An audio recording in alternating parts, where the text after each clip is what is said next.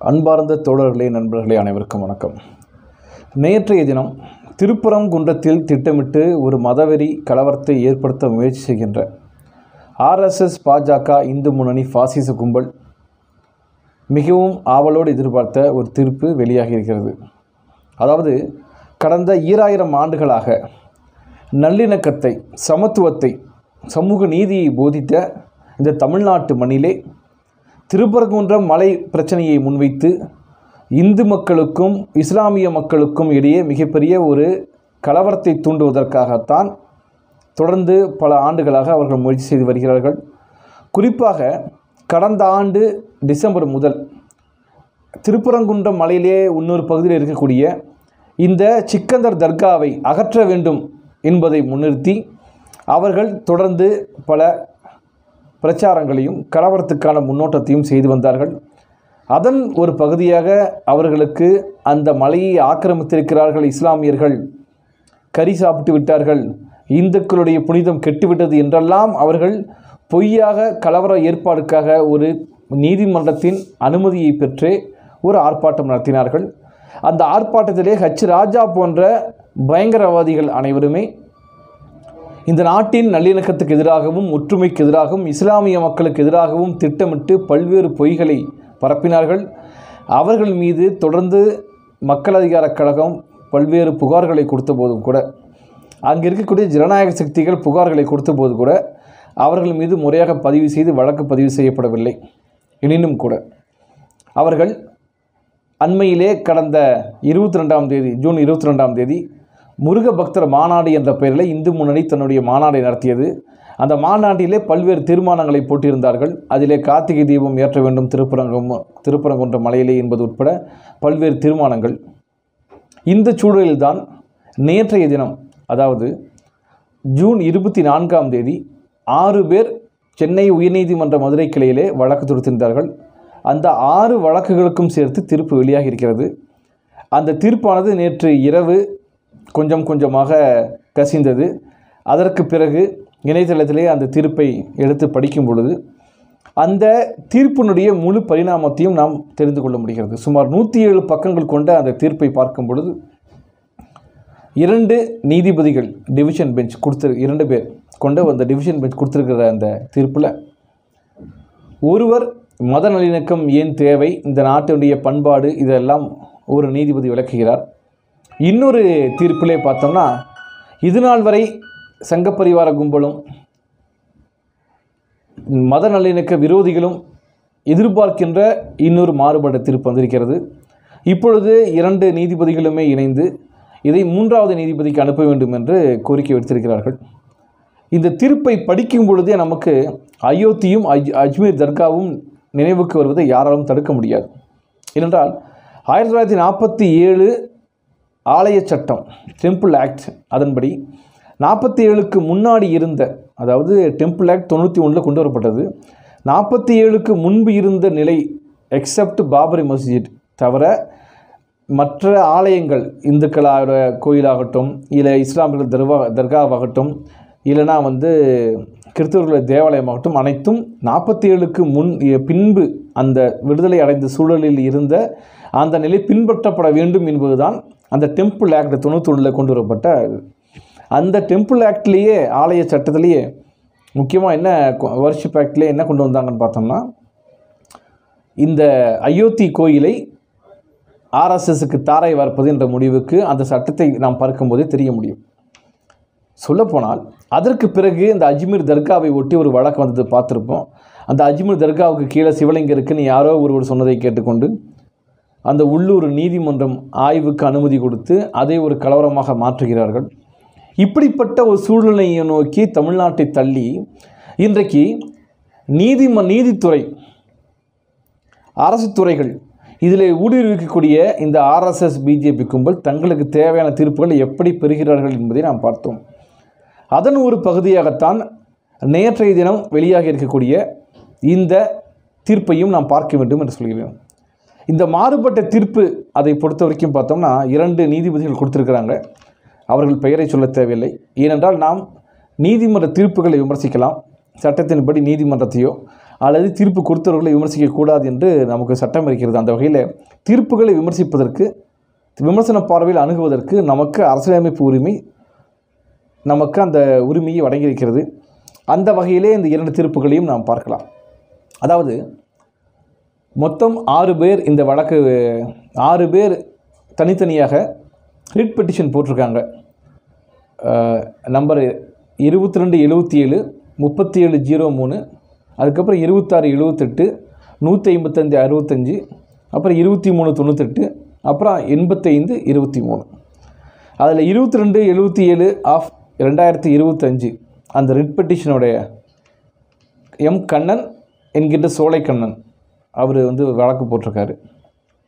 அவர் என்ன கேட்டிருக்காரு, அவருடைய கோரிக்கை அப்படின்னு பார்த்தோம் அப்படின்னா, இந்த திருப்பரங்குன்றத்தில் இருக்கக்கூடிய இந்த சிக்கந்தர் தர்கான்னு சொல்லக்கூடிய அந்த பகுதிகளில் இப்படி ஆடு கோழியெல்லாம் வந்து பலியிடுறாங்க.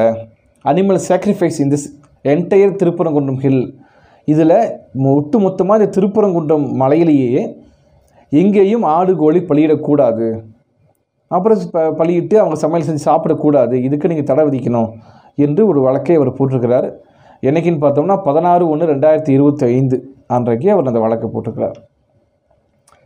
அதுக்கு பிறகாக AP Ramalingam, state organisation secretary, Hindu Makkal Katchi, அகில பாரத ஹனுமன் சேனா என்பவர் இன்னொரு வழக்கு போட்டிருக்கிறார். அவர் முன்வைத்த அவருடைய கோரிக்கை என்னன்னு பார்த்தோம்னா,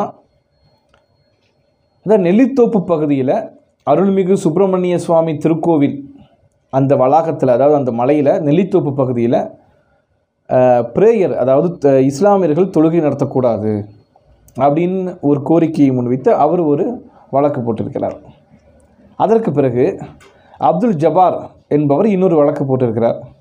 அவர் கேட்பது என்னன்னு பார்த்தோம்னா, அதாவது இந்த தர்கா, பாதுஷா தர்காவுக்கு செல்லுகின்ற வழிக்கு அதுக்கு வந்து ப்ராப்பரான ஒரு சாலை வசதி வேண்டும், தெருவிளக்குகள் வேண்டும், குடிப்பதற்கான தண்ணீர் வசதி வேண்டும், அப்புறம் டாய்லெட் இது போன்ற வசதி வேண்டும் அப்படின்னு கேட்டு அவர் வந்து ஒரு வழக்கு போட்டிருக்கிறார். அதுக்கு பிறகு ஸ்வஸ்தி ஸ்ரீ லக்ஷ்மி சேனா பட்டாச்சாரியா மகா சுவாமிகள், ஸ்ரீஜன காஞ்சி ஜெயின் மண்ட், மேல் சித்தாமூர், செஞ்சி தாலுக்கா, விழுப்புரம், அவர் ஒரு ரிட் பெட்டிஷன் போட்டிருக்கிறாரு. அந்த வழக்கில் என்ன சொல்கிறாங்க அப்படின்னு பார்த்தோம் அப்படின்னா, அதாவது திருப்பரங்குன்றத்தை நீங்கள் சமணர் குன்றுன்னு அறிவிக்கணும். இப்படி சமணருக்கு சொந்தமான இந்த சமணர் குன்றை நீங்கள் திருப்பரங்குன்றம் என்று சொல்வதன் மூலமாக ஜெயின மதத்துடைய அந்த பிரின்சிபல்ஸும் அதோடைய வந்து ஆச்சாரமும் கெட்டு போகுது என்று அவர் ஒரு வழக்கு போட்டிருக்கிறார். அதற்கு பிறகு பரமசிவம் என்று இன்னொரு வழக்கு போட்டிருக்கிறார்.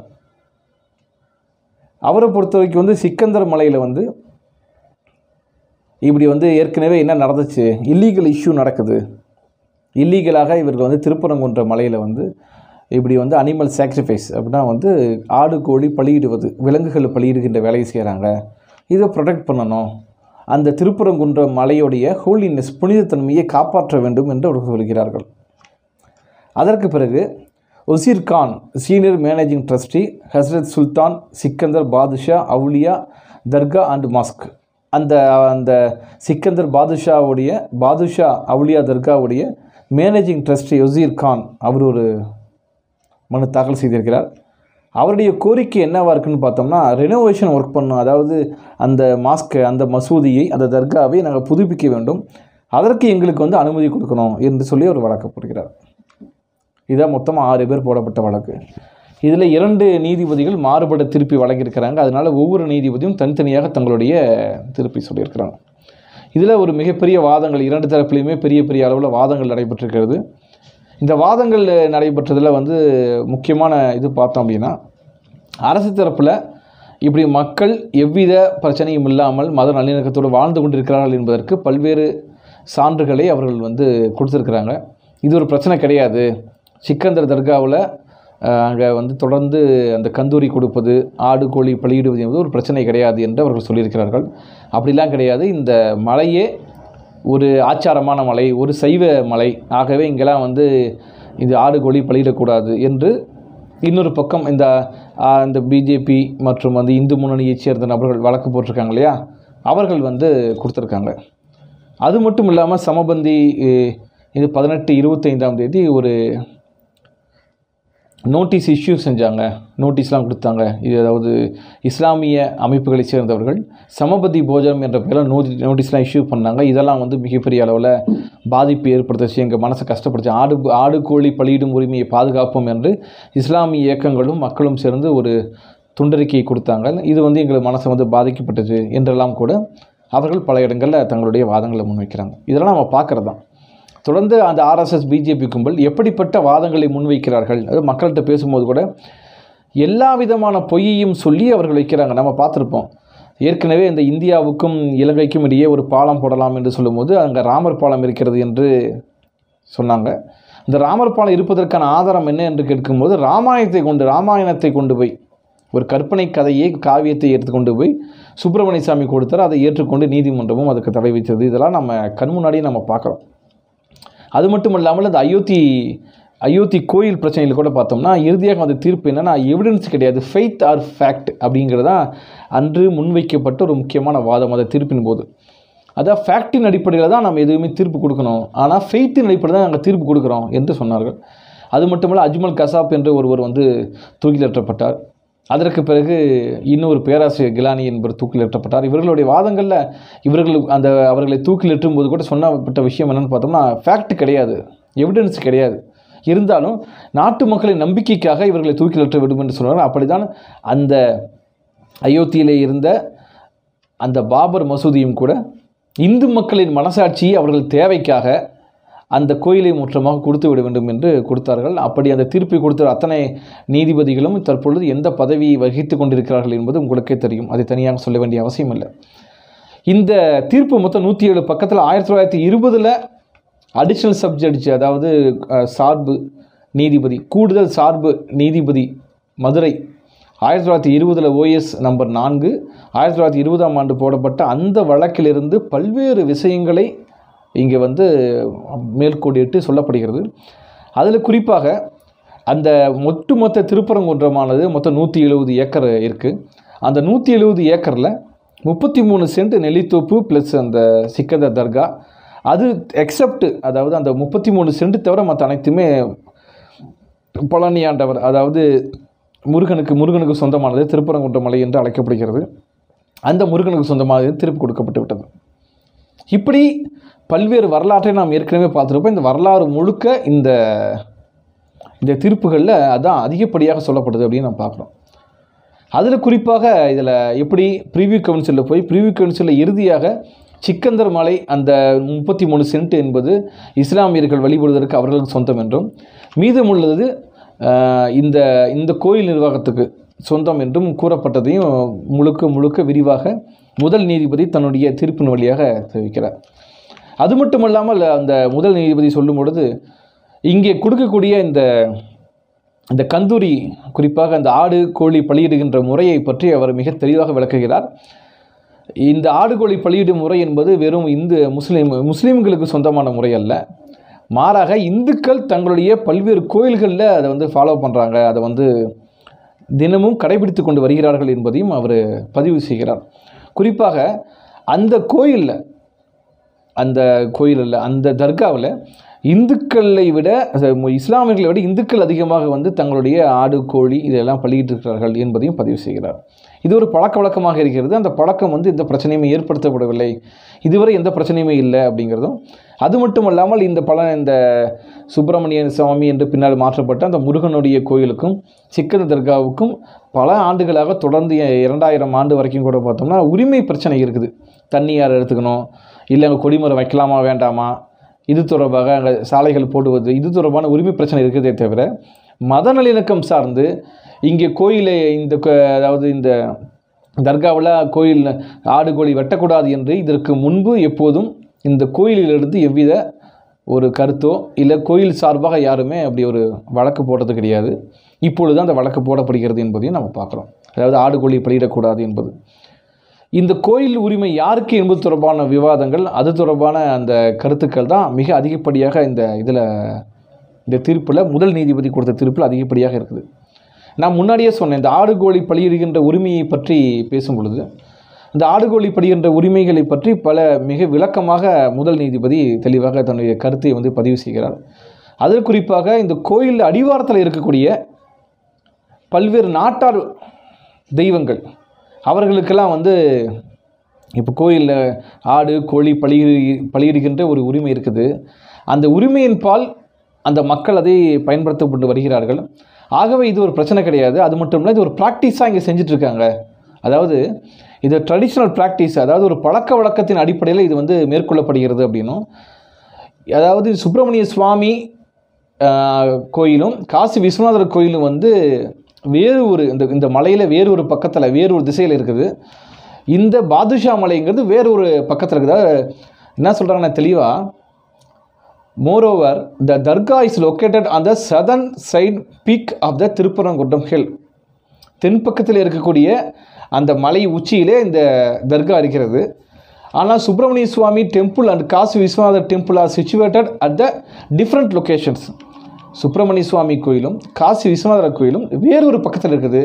தஸ் no religious practice of one community impinge upon the sacred spaces of another. அப்படின்னா என்னென்ன பொருள்னா, ஒரு கடவுள் வழிபாட்டுடைய அந்த முறையானது இன்னொரு கடவுள் வழிபாட்டு முறையை எங்கேயும் இடையூறு செய்யவில்லை, அதை பாதிக்கப்படவில்லை அப்படிங்கிறதும் அவங்க சொல்கிறாங்க. அது மட்டும் இல்லாமல் ஆர்டிஓ அந்த வருவாய் கோட்டாட்சியர் கொடுத்த அந்த காம்ப்ரமைஸ், அதாவது சமாதான உடன்பாடு, அது தொடர்பான ஆவணங்களையும் அவர் வந்து எடுத்துக்காட்டி அவர் முன்வைக்கிறார்.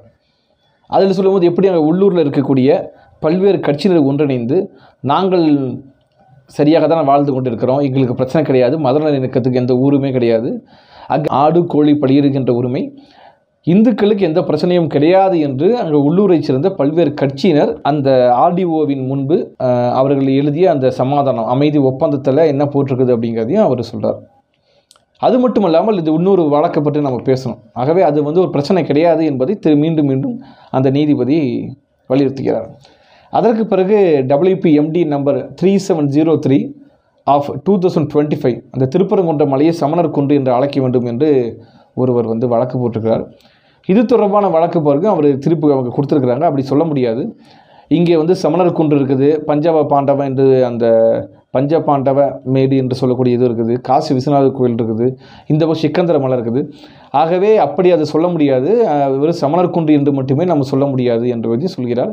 குறிப்பாக மீண்டும் இந்த பீஸ் கமிட்டி அமைதி மீட்டிங்கில் அமைதிக்கான அந்த குழு, இந்த ஆர்டிஓவால் போடப்படுகின்ற அந்த குழுவில் எப்படிப்பட்ட விவாதங்கள்லாம் இருந்துச்சு, அதில் இருந்த அந்த மினிட்ஸை வந்து இவங்க பதிவு செஞ்சுருக்கிறாங்க. திருமங்கலம் ஆர்டிஓ அந்த மினிட்ஸாக குறிப்பேடுகள் வந்து பதிவு செய்ததையும் வந்து முக்கியமாக திருப்பி அவங்க சொல்கிறாங்க. அப்போ இந்த குறிப்பாக அவர் சொல்லும்போது அந்த நீதிபதி என்ன சொல்கிறாங்கன்னு பார்த்தோம்னா, the same practice of animal sacrifice is also followed in the temples which are located around Thiruparankundram hill such are அருள்மிகு 18ஆம் படி கருப்பசுவாமி கோயில், அருள்மிகு பாண்டி முனீஸ்வரர் திருக்கோயில், மலையாண்டி கருப்பசுவாமி திருக்கோயில் அண்ட் அதர் முனியப்பன் டெம்பிள்ஸ். புரியுதுங்களா? அப்போ அதாவது என்னென்னா, இந்த மலையடிவாரத்தில் இருக்கக்கூடிய 18ஆம் படி கருப்பசுவாமி கோயில், அருள்மிகு பாண்டி முனீஸ்வரர் கோயில், மலையாண்டி கருப்பசுவாமி கோயில், முனியப்பன் கோயில், இப்படி பல்வேறு கோயில்கள் இருக்குது. அதனால் நீங்கள் ஏதோ ஜெயின் டெம்பிள் மட்டும் இருக்குதுன்னு நீங்கள் சொல்லக்கூடாது என்பதை பற்றி அவங்க சொல்கிறாங்க. அந்த ஜெயின் சமணர் குன்று என்று அறிவிக்கணும்னு சொல்கிற ஒரு வழக்கு போட்டார்ல, அவருக்கு அந்த தீர்ப்பு, அதாவது அவருக்கு பதில் கொடுக்கக்கூடிய அளவில் இந்த தீர்ப்பு இருக்குது. அது மட்டும் இல்லாமல் அங்கே எப்படிப்பட்ட வழிபாட்டு முறை இருக்குது என்பதையும் நீதிபதி அவர்கள் அதை வந்து பதிவு செய்கிறாங்க. அப்படிங்கிறது நம்ம மிக மிக முக்கியமானது. நாம் சொல்லக்கூடிய அளவில் இந்த மலை என்பது ஒரு தமிழர் மலை. இந்த மலையில் சிக்கந்தருக்கும் இடம் இருக்குது, நீங்கள் சொல்ல கந்தனுக்கும் இடம் இருக்குது, இன்னொரு பக்கம் சமணருக்கும் இடம் இருக்குது. இங்கே RSS BJP சங்கி கும்பலுக்கு தான் இடமில்லை என்பதை தான் அந்த மாமதுரை மக்களும் திருப்பரங்குன்ற மக்களும் ஏன் தமிழ்நாடே உரத்து முழங்கி கொண்டிருக்கிறது. இந்த வகையிலே இந்த நீதிபதியுடைய, அதாவது இந்த தீர்ப்பிலே முதல் நீதிபதியுடைய தீர்ப்பு என்பது அந்த உத்தரவிலே இதெல்லாம் நம்ம தொடர்ந்து பார்க்குறோம். அது மட்டும் இல்லாமல் இங்கே வந்து துணை அரசு வழக்குரைஞர் சொல்லும்போது விஷயத்தை சொல்கிறாரு. இங்கே கம்ப்ளைண்ட் எதுவுமே கிடையாது. அதாவது குறிப்பாக அந்த ஆடு கோழி பலியிடுவதெல்லாம் தொடர்பான கம்ப்ளைண்ட்லாம் இதுக்கு முன்பு ஒன்றும் கிடையாது. 2024-25க்கு பிறகு தான் இந்த பிரச்சனை வந்திருக்குது. இது சம்மந்தமாக வந்து பிஎன்எஸ் ஆக்ட் படி நாங்கள் வழக்கு பதிவு செஞ்சுருக்கிறோம் என்பதையும் பதிவு செய்கிறார். அது மட்டும் இல்லாமல் சந்தனக்கூடு தர்கா இந்த தர்கா சார்பாக நடத்தக்கூடிய சந்தனக்கூடு விழா தொடர்பாகவும் பல்வேறு விஷயங்களை வந்து அவர் பதிவு செய்கிறார்னு பார்க்கலாம். அது மட்டும் இல்லாமல் இதில் பரமசிவம் என்று சொல்லக்கூடிய 71 வயதுடைய, அதாவது திருப்பரங்குன்றத்தைச் சேர்ந்த ஒருவர் தன்னுடைய வாதத்தை முன்வைக்கிற அஃபிடேவிட் தாக்கல் பண்ணியிருக்கிறாரு. அது மிக மிக முக்கியம். அவர் சிறு வயதிலிருந்தே தன்னுடைய அப்பாவுடன் இணைந்து கறி வெட்டுகின்ற வேலையில் அவர் ஈடுபட்டிருக்கிறார். அவர் சொல்லக்கூடியது மிக மிக முக்கியமான ஒரு ஆவணம் என்ற தான் நான் திருப்பி அதை சொல்கிறேன்.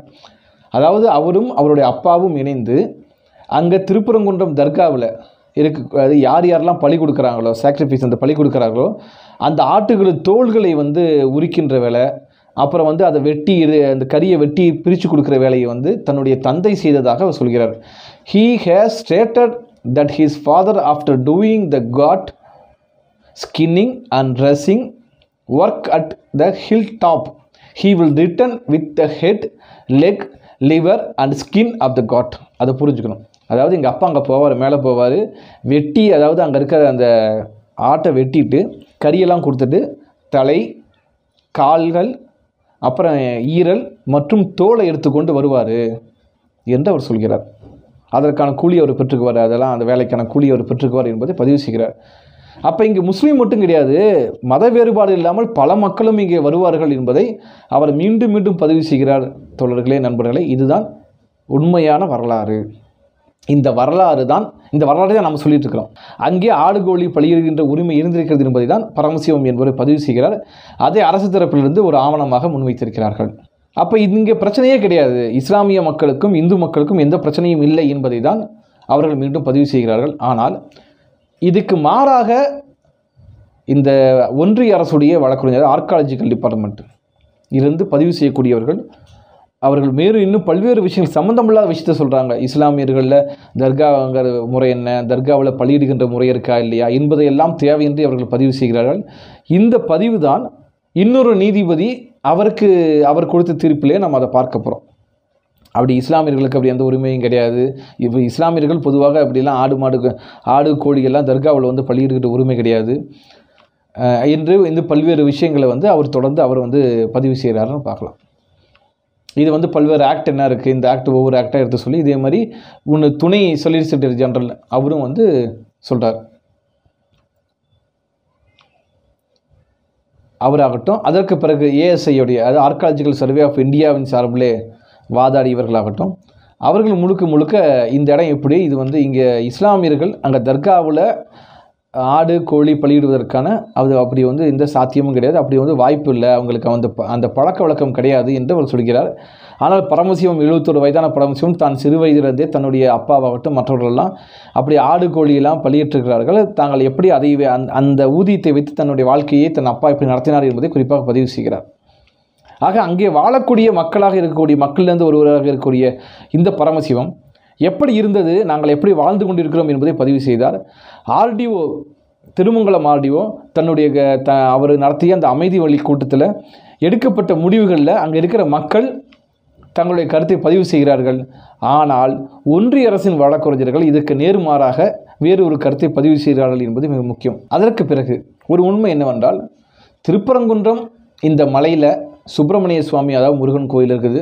இது 6 படை வீட்டில் ஒன்று. அங்கே சிக்கந்தர் பாதுஷா மிக மிக சிறிய இடத்துல 170 ஏக்கரில் வெறும் 33 சென்ட் மட்டுமே அங்கே இருக்கக்கூடியது. இது பல ஆண்டுகளாக உரிமை பிரச்சனை, இந்த 2 கோயில் அதாவது தர்காவுக்காகட்டும் இல்லை கோயில் உரிமை பிரச்சனை இருக்குதே தவிர அவர்களுக்கிடையாக வேறு எந்த ஒரு பிரச்சனையும் வரவில்லை என்பது மிக முக்கியம். இது தொடர்பாக பல்வேறு கேள்விகளை சுமார் 74 பக்கம் ஏற்கனவே கொடுக்கப்பட்ட அதாவது முன்னாடி வழங்கப்பட்ட அந்த தீர்ப்புகள் அடிப்படையில் பல்வேறு கேள்விகளை வரையறுத்து அந்த கேள்விகளுக்கெல்லாம் பதிலாக அந்த முதல் நீதிபதி தன்னுடைய தீர்ப்பிலே பல்வேறு தீர்வுகளை கொடுத்திருக்கிறார் அப்படின்னு பார்க்கலாம். குறிப்பாக 1920ஆம் ஆண்டிலிருந்து 2000 ஆண்டு வரைக்கும் 2 நிர்வாகங்களுக்குமே இருந்த அந்த உரிமை மீறல் தொடர்பான பல்வேறு பிரச்சனைகள் சொல்லியிருக்கிறாங்க. ஆனால் எங்கேயும் இருவருக்கும் மதம் தொடர்பாகவோ என்னுடைய மத உரிமையை நீ இழிவு செய்து விட்டாய், உன் மத உரிமையை நான் இழிவு செய்து விட்டேன் என்பது தொடர்பான பிரச்சனை வரவில்லை என்பதையும் நாம் இந்த தீர்ப்பின் வழியாக நம்ம பார்க்க முடியும்.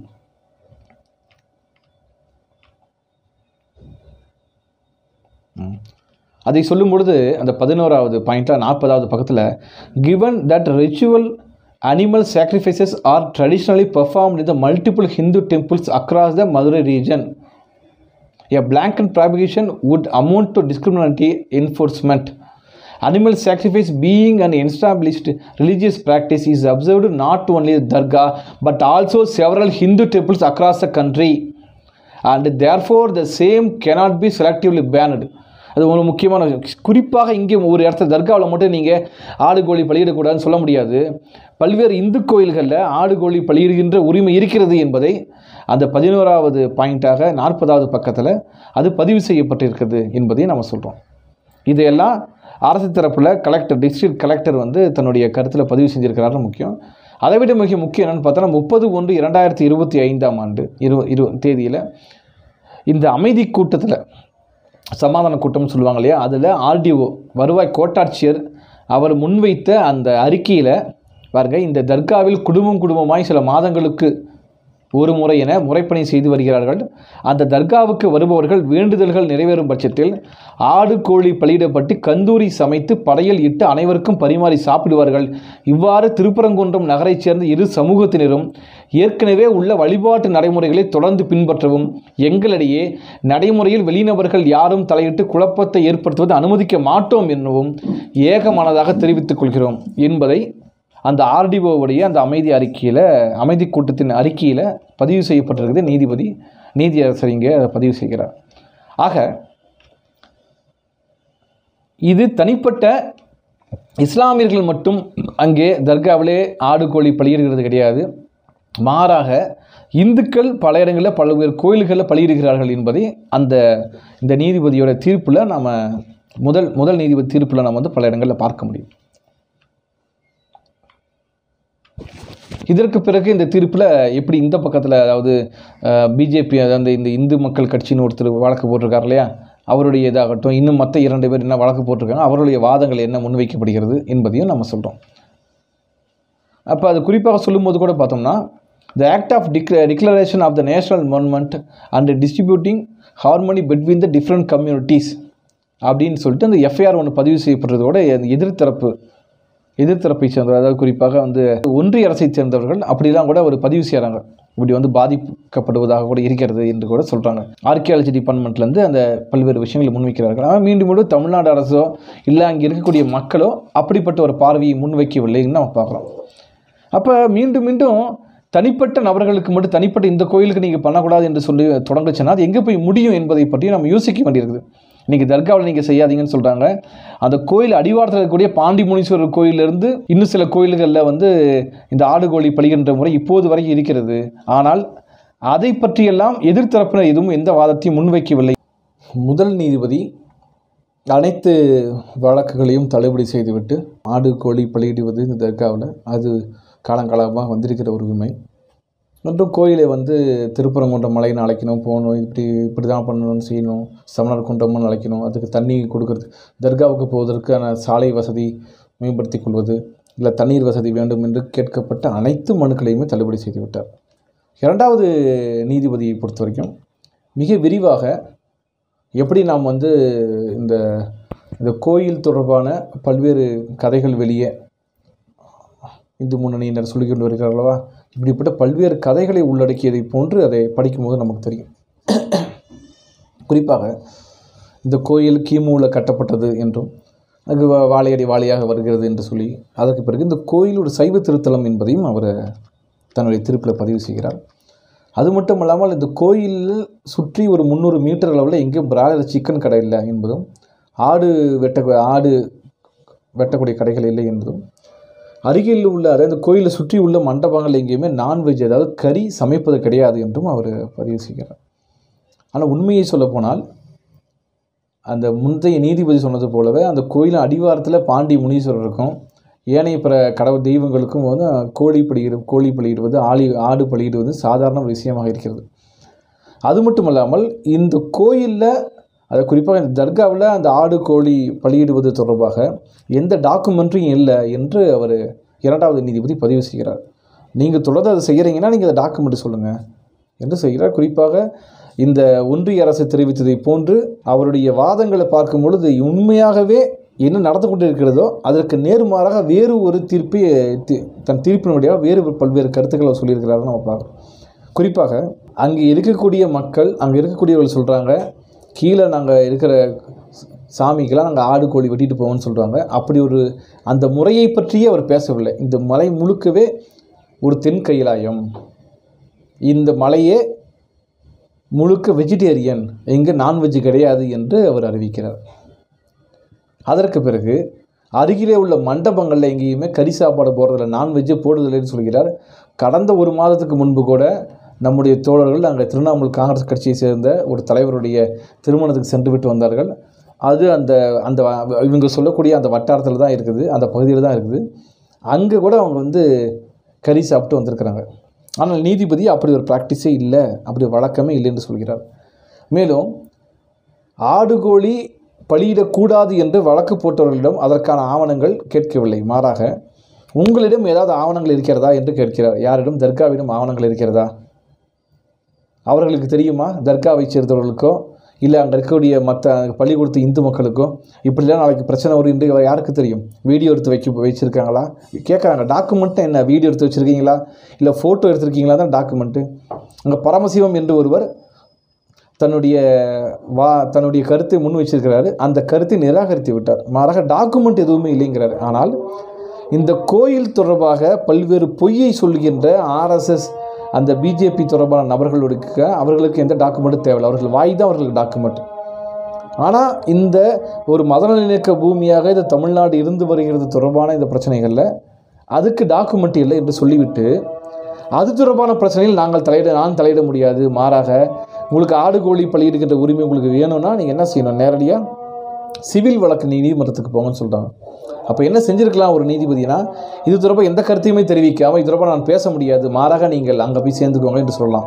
இங்கே சிவில் கோர்ட்டில் போய் நீங்கள் பேசிக்கோன்னு சொல்லலாம். அப்படிலாம் சொல்லாமல் தன்னுடைய கருத்தை முழுக்க சொல்லிவிட்டு, அதாவது இந்து மதத்துக்கு எதிரானது தான் இது செயல்பாடு என்பதை போன்று தன்னுடைய கருத்தை முழுக்கவும் பதிவு செய்துவிட்டு அதற்கு பிறகு இது தொடர்பாக நான் பதில் சொல்ல முடியாது, நீங்கள் சிவில் கோர்ட்டில் போய்க்கோங்க என்று சொல்லி அதை தள்ளுபடி செய்கிறாங்க.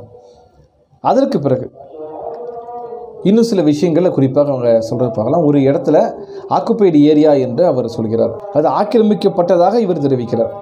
அப்புறம் ஆக்கிரமிக்கப்பட்டது கிடையாது. அப்போ அதாவது இந்த டெம்பிள் ஆக்ட் 91 சொல்வது என்ன, வர்ஷிப் ஆக்ட் சொல்வது என்னென்னா, 47க்கு முன்னாடி சுதந்திரம் அடைவதற்கு பின்பு சரி அந்த நாளில் இருந்த சூழல் நிலைமைகள் தொடர்ந்து பாதுகாக்கப்பட வேண்டும் என்பதுதான். ஆனால் அஜ்மீர் தர்காமில் இவர்கள் அதை மீறி என்ன கொடுத்தார்கள், அதற்கு முன்பு அயோத்தியில் தீர்ப்பு கொடுத்தார்களோ அதை போன்று இந்த தீர்ப்பை நம்ம படிக்கும்போது நமக்கு ஒரு அச்சம் ஏற்படுகிறது, என்ன நடக்கும் என்பது தொடர்பான. இப்போ மீண்டும் இந்த தீர்ப்பில் அவர்கள் சொல்லப்பட்டிருக்கிற இன்னொரு முக்கியமான விஷயம், நெல்லித்தோப்பில் இப்படி 113 பேர் பொது வழிபாடு செய்தார்கள். அந்த பொது வழிபாடு என்பது பற்றி பேசும்பொழுது இப்போ நீங்கள் அவ்வளோ பரவாயில்ல, 1,00,000 பேருக்கு மேலே வந்தால் 10,000 பேர் வந்தால் நிலைமை என்னாகும் என்று இவரே ஒரு கேள்வி, இந்த கேள்விக்கு இவரே பதில் சொல்கிறார். 10,000 பேர் வந்தாலும் கூட மக்களுக்கு எந்த பிரச்சனையும் கிடையாது, அவர்கள் இஸ்லாமியர்கள் தொழுகை செய்கிறார்கள் என்று அவர்கள் விட்டுவிட்டு போவார்கள், அவ்வளவுதான். ஆனால் இவராகவே இன்னொரு விஷயத்தை முன்வைத்து பிரச்சனை ஆகிவிடும் என்று சொல்கிறார். அது மட்டுமல்லாமல் இந்த இஸ்லாமிய இயக்கங்கள் சார்பாக வெளியிடப்பட்ட அந்த துண்டறிக்கையை எடுத்துக்காட்டி அந்த துண்டறிக்கையை இவர்கள் வெளியிட்டது என்பது மத நல்லிணக்கத்தை ஊறு விளைவிக்கக்கூடியது, அதனால் அவர்கள் மீது நடவடிக்கை எடுக்க வேண்டும் என்ற தன்னுடைய கருத்தையும் பதிவு செய்திருக்கிறார்.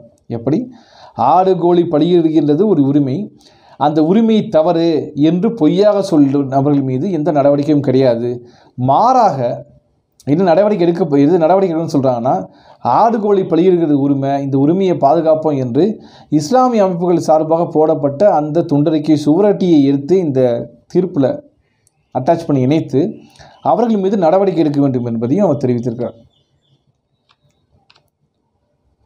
அது மட்டுமல்லாமல் அதிலிருந்து அவர் என்னென்னு சொல்கிறாங்கன்னா, Thiruparankundram hill shall be continued to call as a Thiruparankundram hill alone. அதாவது திருப்பரங்குன்றம் மலையை திருப்பரங்குன்றம் மலை என்று மட்டுமே சொல்ல வேண்டும், சிக்கந்தர் மலை என்று சொல்லக்கூடாது, சமணர் மலை என்று சொல்லக்கூடாது என்று திருப்புலகிறார். இது என்ன ஒரு அநியாயமாக இருக்குது. இப்போ காலம் காலமாக மக்கள் தங்களுக்கு என்னவோ அதுக்கான இப்போ என்ன பிரச்சனைனா, நம்ம ஊர் பக்கத்தில் ஒரு பச்சை மலைன்னு ஒரு மலை இருக்குது. அந்த மலைக்கு நீங்கள் ஒரு பேர் வச்சு கோர்ட்டில் தீர்ப்பு வழங்கிடுவீங்க. இப்போ பச்சை மலை சாமிக்கு வந்து கோயில் கும்பாபிஷேகம் என்று பச்சை மலை என்று காலங்காலமாக கூறப்பட்ட பெயர்களே வழங்கக்கூடாது என்றால் என்ன பொருள்? நாளைக்கு இது போல் யாராவது ஒருத்தர் வழக்கு போட்டு தமிழ்நாடுன்னு பேர் வைக்கக்கூடாது, நீங்கள் அதுக்கு போல் வேறு ஒரு பேர் வைக்க நீங்கள் சொல்லுங்கள் தமிழ்நாடுன்னு கூப்பிடக்கூடாதா? இப்போ சிக்கந்தர் மலை தான் சொல்ல முடியும். அப்போ நாளைக்கு என்ன பிரச்சனை வரும்? நாளைக்கு இன்னொரு 5 வருஷம் கழிச்சு யாரோ ஒரு RSS BJP காரில் சங்கிகள் வழக்கு போடுவார்கள். இந்த மலைக்கு பேர் திருப்பரங்குன்ற மலை, அப்போ இந்த திருப்பரங்குன்ற மலையில் சிக்கந்தர் பாதுஷாவுடைய தர்கா இருக்கலாமா என்று கேள்வி கேட்பார்கள். ஆக பின்னாடி இந்த மதுரையிலே மிகப்பெரிய இஸ்லாமிய மக்கள் அவர்கள் வழிபாடு தளத்தின் மீதும் இந்த தமிழ்நாட்டின் ஆதிக்குடிகளாக இருக்கக்கூடிய மக்களின் மீதும் அவர்கள் பண்பாட்டின் மீது நடத்தப்படுகின்ற மிகப்பெரிய தாக்குதலை முன்னறிவிக்கும் விதமாக தான் இந்த தீர்ப்பு இருக்கிறது என்பதை நாம் யூகிக்க முடியும். அதை மட்டும் சொல்கிறாங்க, இந்த Thiruparankundram hill shall not be called either as a Sikandar Malai or S சமணர் குன்று. சிக்கந்தர் மலை என்றோ சமணர் குன்று அழைக்கக்கூடாது. யாராவது சிக்கந்தர் தர்காவுக்கு போக சிக்கந்தர் மலை என்று சொல்லக்கூடாது. சமணர் குன்று என்று நீங்கள் எழுதக்கூடாது. மாறாக என்ன சொல்லணும்? திருப்பரங்குன்றத்தில் சமணர்களுடைய ஓவியம் இருக்குதுன்னு சொல்ல சமணர் குன்று அழைக்கக்கூடாதுன்னு சொல்கிறார். இப்படி அழைப்பது தவறு என்று சொல்கிறார். அது மட்டுமல்ல, the dargah is directed to approach civil court to establish their practice of Kandoori animal sacrifice as well as prayer during Ramzan, Bakrid and other Islamic festival was prevailing prior OS number 4 of 1920. However, the Dargah is allowed to Santhanakoodu festival நீங்கள் நடத்துறதுக்கு நான் அனுமதி கொடுக்குறோம். ஆனால் 1920 நீங்கள் உங்களுக்கு இந்த 33 send உரிமை என்று சொல்லப்பட்டதல்லவா, அதில் நீங்கள் கந்தூரி வாங்கிக்கணும், கந்தூரி நடத்தலாம் போகலாம் தொடர்பான எந்த ஒரு தீர்ப்புமே இல்லை. அதனால் உங்களுக்கு இது தொடர்பான வழக்குக்கு நீங்கள் என்ன செய்யணும்னா இந்த மாவட்ட உரிமையியல் நீதிமன்றத்தை போய் அணுகலாம் என்று சொல்கிறார். அது மட்டுமல்லாமல் காசி விஸ்வநாதர் கோயில் மற்றும் சிக்கந்தர் தர்காவுக்கு எலக்ட்ரிசிட்டி கனெக்ஷன் கொடுக்க வேண்டியதில்லை. ஏன்னா 6 மணிக்கு மேலே யாரும் நான் மேலே போகிறதுக்கு அனுமதி இல்லை அப்படின்னும் போது எதற்காக கொடுக்க வேண்டும் என்ற இன்னொரு கேள்வியும் முன்வைக்கிறார். அதற்கு பிறகு இந்த ரோடு வேணும், சாலை ஒழுங்கான சாலை வேண்டும் என்றும் தண்ணீர் வேண்டும் என்று அந்த தர்கா சார்பில் இது கேட்டபோது ரோடுலாம் டேமேஜ் ஆயிரும், இது வந்து மலைப்பகுதி, இது வந்து ஒரு பாரம்பரியமிக்க மலை, அதனால் அங்கே ரோடு போடக்கூடாது என்றும், அது மட்டும் இல்லாமல் தண்ணீர் வேண்டுமென்றால் நீங்கள் கையில் தண்ணி எடுத்துகிட்டு போகலாமே தவிர அங்கே இருக்கக்கூடிய கோயிலின் மூலமாக உங்களுக்கு தண்ணீர் கொடுக்கப்படாது, அது கொடுக்க முடியாது என்றும் இன்னொரு திருப்பியும் வழங்கியிருக்கிறார் அப்படின்னு பார்ப்போம். அது மட்டும் இல்லாமல் இன்னொரு முக்கியமான விஷயம் சொல்லியிருக்காங்க. ஏற்கனவே சொன்னது போல, the prayer seeking direction against police officials not to interfere a work prayer and blanket order of not to interfere cannot be granted and the same rejected அப்படின்னு சொல்கிறார். அது மட்டும் இல்லாமல் இந்த இஸ்லாமிய அமைப்புகள் சார்பாக போடப்பட்ட அந்த துண்டறிக்கை தொடர்பாக தன்னுடைய கருத்தை பதிவு செய்துவிட்டு அதன் மீது அவர்கள் மீது நடவடிக்கை எடுக்க வேண்டும் என்பதையும் பதிவு செய்கிறார். அது மட்டும் இல்லாமல் இந்த தர்கா ரெனோவேஷன் ஒர்க்கு மீண்டும் வந்து மீள் கட்டமைப்பு இல்லைனா வந்து மறு வேலைகள் பூச்சி வேலை இது போன்ற மற்ற வேலைகள் செய்யணும்னா அவங்க ஆர்கியாலஜிக்கல் டிபார்ட்மெண்ட்டில் போய் நீங்கள் கேட்டு அது சம்மந்தமான நீங்கள் உங்கள் இது பண்ணிக்கலாம் என்று சொல்கிறார். அந்த வகையில் WPMD 2 வழக்குகள் ஏற்றுக்கொள்ளப்பட்டிருக்கின்றன. 2 வழக்குகளுமே இஸ்லாமிய மக்கள் மட்டுமல்ல, அங்கே பாரம்பரியமாக வழிபாட்டு முறைக்கு எதிரான வழக்குகள் 2மே அனுமதி செய்யப்பட்டிருக்கின்றன. அது மட்டுமல்லாமல் நெல்லித்தோப்பில் இஸ்லாமிய மக்கள் ஏற்கனவே வழிபாடு செய்தார்கள் 113 பேர், அதில் 13 பீகாரை சேர்ந்தவர் என்பதையெல்லாம் பதிவு செய்கிறாங்க. அது மட்டும் இல்லாமல் சம்மந்தமே இல்லாமல் சில ஆண்டுகளுக்கு முன்பு தர்காவில் குண்டு வைத்த ஒரு வழக்கு என்ற ஒரு வழக்கை சொல்லி தர்காவிலிருந்து குண்டு கண்டுபிடிக்கப்பட்டது. எதற்காக குண்டு கண்டுபிடிக்கப்பட்டாங்கன்னா கார்த்திகை தீபம் வைக்கக்கூடாது என்பதற்கு குண்டு கண்டுபிடிக்கப்பட்டது என்று ஒன்றையும் அந்த நீதிபதி தன்னுடைய கருத்தில் குறிப்பிட்டிருக்கிறார். ஆக நாம் இங்கே நீதிபதியை பற்றி எந்த விமர்சனம் செய்ய போவதில்லை, மாறாக இந்த தீர்ப்புகள் எப்படி இருக்கின்றன என்பதை பற்றி நாம் பேசுகிறோம். காலமாக மக்கள் நாம் எப்போவுமே நமக்கு தெரியும் கஸ்டம்ஸ் அப்படிங்கிறது பழக்க வழக்கம். இந்த பழக்க வழக்கங்கள் பெரியதா இல்லை விதிகள் பெரியதா என்று பார்க்கும் பொழுது பழக்க வழக்கங்கள் தான் பெரியது என்பதை பற்றி ஹிந்து லாவில் நம்ம பல முறை இப்போ ஃபேமிலி லா குறிப்பாக படித்தோம்னா ஃபேமிலி லாவில் ஹிந்து லாவில் நம்ம படிக்க முடியும். இது போன்ற பல்வேறு வழக்குகள் இருக்குது. நீங்கள் வந்து ஹிந்து திருமணம் என்பது என்ன என்பது தொடர்பாக பல்வேறு வழக்குகள் வந்திருக்குது. அந்த நெருப்பு இருக்கணும், அந்த நெருப்பை 7 முறை முறையாக சுற்றி வரணும், இப்படிலாம் இருந்தால் தான் இந்து திருமணம். இது இந்து முறை. ஆனால் பழக்க வழக்கங்கள் எப்படி வேணால் இருக்கலாம். நீங்கள் ஒவ்வொரு மாநிலத்திலும் ஒவ்வொரு போல வெறும் மாலை கூட மாற்றிக்கலாம், வெறும் மோதிரம் கூட போட்டுக்கலாம். நீங்கள் கல்யாணத்துக்கு இது தாலி கட்டணும்னு ஒன்று கட்டாயம். ஒவ்வொரு மதத்துக்கும் ஒவ்வொரு பிரிவினருக்கும் ஒவ்வொன்று இருக்குது. நாம் அதை விட மிக மிக முக்கியமாக பார்த்தோன்னா வந்து Muthur Ramalingam versus state of Madura, collector of Madura அப்படின்னு ஒரு வழக்கு இருக்குது. அந்த வழக்கில் பார்த்தோம் அப்படின்னா வந்து அது கீழே விசாரணை நீதிமன்றம் தாண்டி ப்ரீவியூ கவுன்சிலில் போய் அந்த வழக்கு வெற்றி பெற்றது. இந்த முத்தூர் ராமலிங்கம் என்பவர் அங்கே இருந்த ஒரு மன்னருக்கு குழந்தை இல்லாத காரணத்தால் அவர் தத்தெடுக்கப்படுகிறார். அப்போ வாரிசு இல்லாத சொத்துக்கள் அனைத்தையும் பறிமுதல் செய்வதற்கு உத்தரவிடுகிறார் அங்கே இருந்த அந்த கலெக்டர். இது தவறு என்று அந்த தத்தெடுக்கப்பட்டவர் வழக்கு போடுகிறார். இப்போ வழக்கு போடும்போது அவங்க சொன்ன வாதம் என்னென்னு பார்த்தோன்னா, இந்து தர்ம சட்டத்துப்படி ஒரு பெண், குறிப்பாக விதவை, யாரையும் தத்தெடுக்க முடியாது என்று அவர் சொல்கிறார். என்ன பிரச்சனைன்னு பார்த்தோம்னா, அந்த தத்தெடுத்தாங்க இல்லைங்களா, அந்த அவருடைய அப்பா, அதாவது அவர் வெளியே இருந்து தத்தெடுத்திருப்பாங்க. தத்தெடுத்தவர் ஒரு பெண், அவருடைய கணவர் இறந்திருப்பார். ஆக இந்த கலெக்டர் சொல்கிற விஷயம்னா, அங்கே இருக்கக்கூடிய பார்ப்பனர்களுடைய சொல்ல கேட்டுக்கொண்டு அந்த கருத்தின் அடிப்படையில் ஒரு இந்து பெண் விதவையாகிவிட்டால் அவருக்கு தத்தெடுத்துக் கொள்வதற்கான உரிமை கிடையாது என்பது தான். ஆனால் அந்த வழக்கில் எப்படி வெற்றி பெற்றார்கள்னு பார்த்தோன்னா, குறிப்பாக நாங்கள் திராவிடர்கள், எங்களுக்கு பழக்க வழக்கம் இருக்குது, நாங்கள் எங்களுடைய பெண்கள் கணவனை இழந்து விட்டாலும் கூட இப்படி தத்தெடுத்துக் கொள்வதற்கான உரிமைகள் பழக்க வழக்கங்கள் இருக்கிறது என்பதை எடுத்து கூறினார். அதை அங்கீகரித்து ப்ரீவியூ கவுன்சில் தீர்ப்பு வழங்குச்சுன்னு பார்க்கும். ஆக பழக்க வழக்கங்கள் மேலானதா இல்லை இந்து சட்டங்கள் மேலானதா என்று பார்க்கும்பொழுது பழக்க வழக்கங்களுக்கு உச்சபட்ச அதிகாரம் எப்பொழுதும் வழங்கப்பட்டிருக்கிறது பார்க்கும். நான் அதையே இங்கே சொல்கிறேன். இந்த பழக்க வழக்கங்கள் முறையை ஒரு நீதிமன்ற தீர்ப்பின் மூலமாக ஒன்றுமில்லாமல் செய்வதன் மூலமாக தமிழ்நாட்டிலே இருக்கக்கூடிய தமிழ்நாட்டு மக்களின் பண்பாடாக இருக்கக்கூடிய ஆடு கோழி பலியிடுகின்ற உரிமை இன்றைக்கு இல்லாமல் செய்யப்பட்டிருக்கிறது. ஒரு நீதிபதி ஒரு தீர்ப்பில் சொல்லப்படுறது, ஒரு தீர்ப்பில் சரி என்று ஏற்றுக்கொள்ளப்பட்டிருக்கிறது. அப்போ இது மூன்றாவது இன்னொரு நீதிபதிக்கு போகலாம், அல்லது உச்சநீதிமன்றத்துக்கு போகலாம். என்ன நடக்கும் என்பது நமக்கு ஒரு பதைபதைப்பாக இருக்கிறது. ஏனென்று சொல்லப்போனால் இது நடக்காது என்று சொல்ல முடியாது. அஜ்மீர் தர்காவுக்கு கொடுக்கப்பட்டதை போலவோ, அயோத்திக்கு சொல்லப்பட்டது போலவோ இங்கே என்ன வேணால் நடக்கலாம். இதுவரைக்கும் இத்தனை காலத்தில் அருணகிரிநாதரோ இல்லை நக்கீரனாரோ இங்கே தீபம் ஏற்றினார்கள் என்று சொல்லவில்லை. ஆனால் கடந்த 22ஆம் தேதி நடந்த அந்த இந்து முன்னணி மாநாட்டிலே தீபம் ஏற்ற வேண்டும் திருப்பரங்குன்றம் மலையிலே என்று புதிய விஷயத்தை முன்வைக்கிறார்கள். ஆக பழக்க வழக்கங்களை நமக்கு ஆதாரம் கேட்கிறார்கள். ஆனால் RSS, பாஜக, இந்து முன்னணி, பாசிஸ்டுகளும் ஆதாரம் கேட்பதில்லை. ஆக ஏற்கனவே எப்படி நாடு முழுவதும் நீதிமன்றங்கள் வாயிலாகவும் அரசு துறைகளின் வாயிலாகவும் இந்து மதவெறி பாசிஸ்டுகள் தங்களுடைய அதிகாரத்தை கைப்பற்றுகிறார்களோ அதை போலவே இன்றைக்கு இந்த திருப்பரங்குன்றம் மலை விவகாரத்திலும் நேர்ந்து விடுமோ என்ற ஐயமும் அச்சமும் நமக்கு மேலோங்குகிறது, பிறடுகிறது. அந்த வகையிலே திருப்பரங்குன்றம் மலையை காப்பது தமிழர்களுடைய கடமை. அந்த திருப்பரங்குன்றத்தில் கந்தனுக்கும் இடம் உண்டு, சிக்கந்தனுக்கும் இடம் உண்டு, சமணருக்கும் இடம் உண்டு. அது தமிழர் மலை. நம்முடைய இந்த பண்பாட்டை மீறி, பண்பாட்டுக்கு எதிரான எந்த ஒரு நடவடிக்கையும், எந்த ஒரு முடிவும், எந்த ஒரு அரசின் உறுப்பும் எடுக்க முடியாதபடி அதற்கு எதிரான நம்முடைய போராட்டங்கள் எந்த அளவுக்கு வலுப்பெறுகின்றதோ அந்த அளவுக்குத்தான் நம்முடைய பண்பாட்டை காப்பாற்ற முடியும். யாதும் ஊரே யாவரும் கேளீர் என்று சமத்துவமாக பேசியது தமிழ்நாடு. ஆனால் நீ வேறு ஜாதி, நான் வேறு ஜாதி, அந்த ஜாதிக்குள்ளே உள்ஜாதி, நீ வேறு நான் வேறு என்று பிரிவினையை பேசக்கூடிய இந்த ஆரிய பார்ப்பன, இந்த சனாதன, இந்த 4 வர்ணங்களுக்கு எதிராக பேசியதல்லவா அந்த கருத்து. பிறப்புக்கும் எல்லா உயிர்க்கும் சிறப்போவா செய்தொழில் வேற்றுமையான் என்று பேசியதன் நோக்கம் என்ன? இதை போன்ற 4 வர்ணங்கள் தவறு, பிறப்பால் ஒருவன் மேலானவன் ஒருவன் கீழானவன் என்ற கருத்து தவறு என்று பேசியதல்லவா.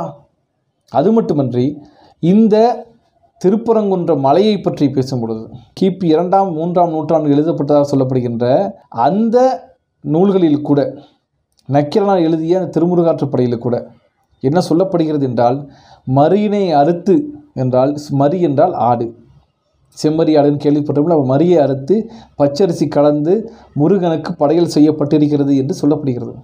இப்போ முருகன் யார்? ஒரு வேட்டை கடவுள். அவர் கறி சாப்பிடாமல் இருந்திருப்பாரா? இருந்திருக்க முடியுமா? அவர் திருமணம் செய்தது யார்? வேறு ஒரு சாதி, இப்போ நீங்கள் சொல்லக்கூடிய வேறு ஒரு சாதியை சேர்ந்தவர்.